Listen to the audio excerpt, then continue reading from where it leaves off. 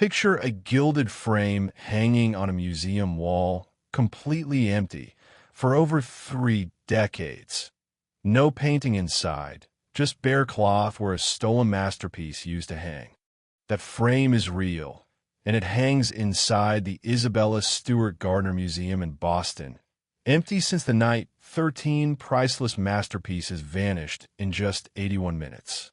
It happened on March 18th, 1990, St. Patrick's Day, while Boston streets roared with drunken celebration and the museum sat quiet, guarded by only 2 young men.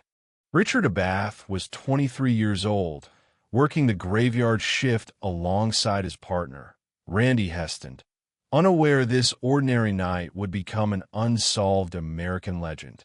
At 1:24 in the morning, a buzzer rang out at the side entrance. 2 men stood outside dressed as Boston police officers, badges catching the streetlight. They claimed dispatch had sent them because of a disturbance call on the museum grounds, and they needed to step inside and check it immediately. Museum protocol was simple and absolute. Never buzz anyone inside without first confirming with real police dispatch. Abath broke that rule in a matter of seconds. He pressed the buzzer. The door clicked open, and 2 disguised strangers walked calmly into one of the richest private art collections anywhere on Earth. Within minutes, their friendly act dropped completely. They handcuffed both guards, wound duct tape tightly around their heads, and forced them toward the basement stairs. They chained Abath and Heston to pipes in a dark utility room, far from any working phone, any silent alarm, any way to call for help. Nobody would find the 2 guards until the following morning, cold and terrified, utterly powerless to stop whatever was unfolding on the floors above them. For the next 81 minutes, 2 thieves had total, uninterrupted freedom inside a museum stuffed with some of Europe's most treasured paintings and sculptures. They started in the Dutch Room, where Rembrandt's only known seascape, Storm on the Sea of Galilee, hung inside a massive, heavy, gilded frame. Using a sharp blade, they sliced the canvas straight out of its frame, leaving jagged, torn edges behind with no regard for the fragile paint. Right beside it hung Vermeer's The Concert, one of only 34 Vermeer paintings believed to still exist anywhere in the entire world today. Art historians now call it the single most valuable stolen painting on the planet, worth an estimated $250 million all on its own. The thieves kept moving fast, tearing 5 delicate Degas sketches from their frames and grabbing a quiet landscape painted by Govert Flink.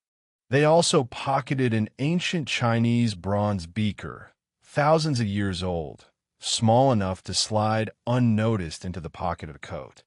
In the Blue Room, they yanked Manet's Chez Tortoni straight off the wall, the only stolen piece taken from a gallery with no motion sensor at all. Then something strange happened.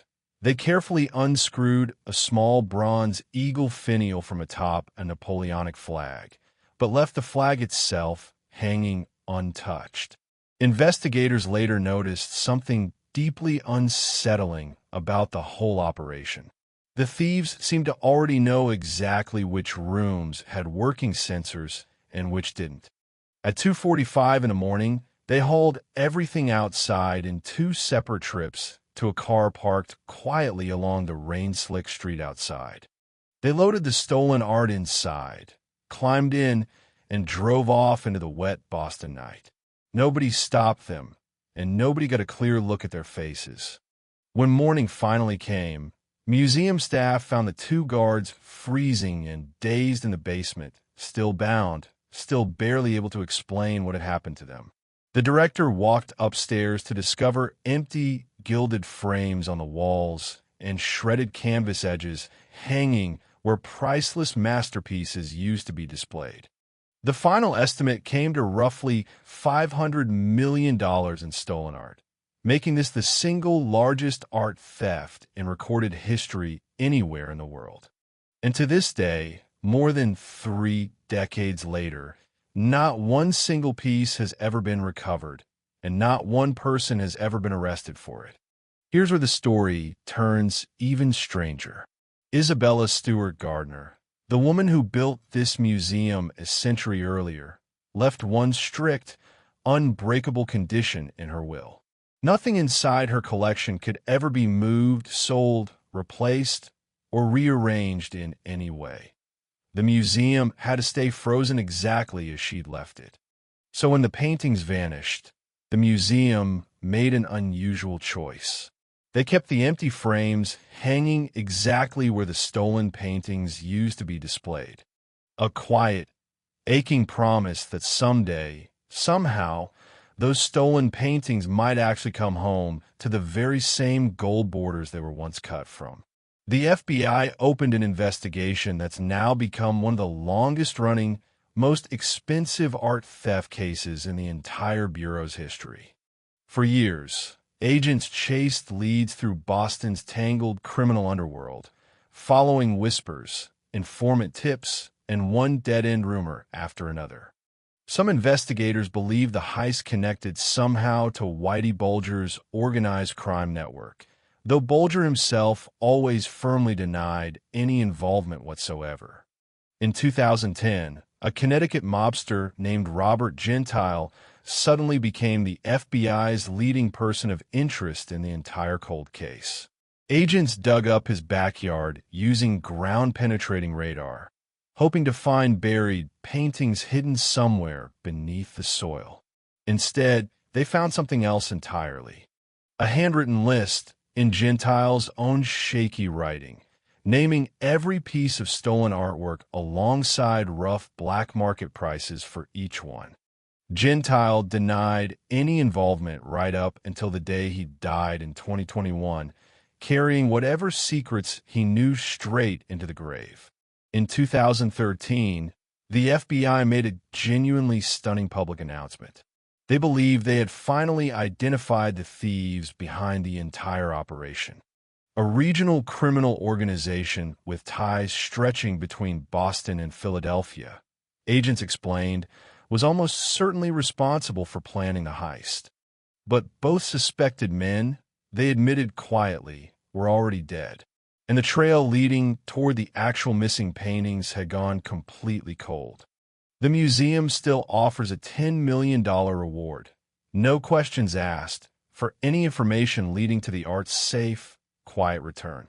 In more than 3 decades, nobody has ever collected a single dollar of that reward, and nobody has ever truly come forward.